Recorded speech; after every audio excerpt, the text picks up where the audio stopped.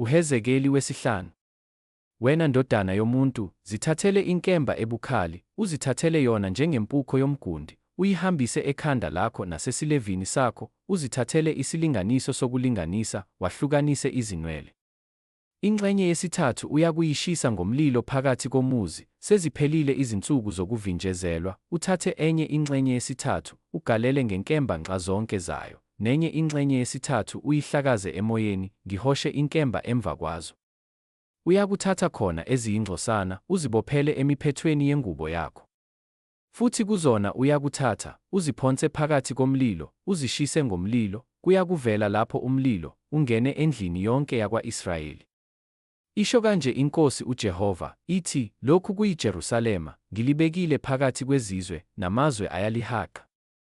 Uhlubukile izahlulelo zami ngokwenza okubi kunezizwe, nezimiso zami kunamazwe alihaqayo, ngokuba balahlile izahlulelo zami nezimiso zami, abahambanga ngazo. Ngalokho isho kanje iNkosi uJehova, ithi, ngokuba nibanga umsindo kunezizwe ezinihaqayo, ningahambi ngezimiso zami, ningazigcinanga izahlulelo zami, ningenzanga ngemithetho yezizwe ezinihaqayo, ngalokho isho kanje iNkosi uJehova, ithi, bheka, yebo, mina ngimelene nawe, ngiyakwenza izahlulelo phakathi kwakho emehlweni ezizwe.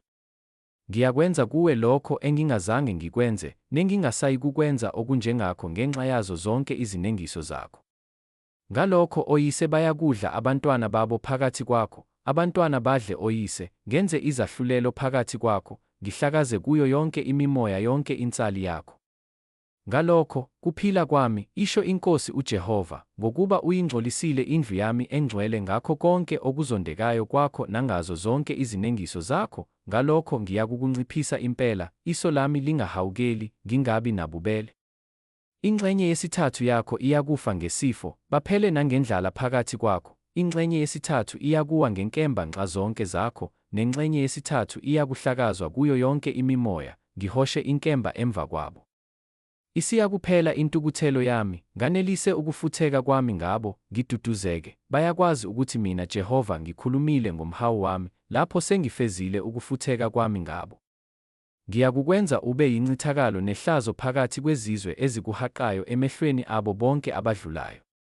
Kuyakuba yihlazo, nesaga, nesifundiso, nesimangaliso kuzo izizwe ezikuhaqayo, lapho ngenza izahlulelo phakathi kwakho ngentukuthelo nangokufutheka nangezijeziso ezifuthayo. Mina Jehova ngikhulumile.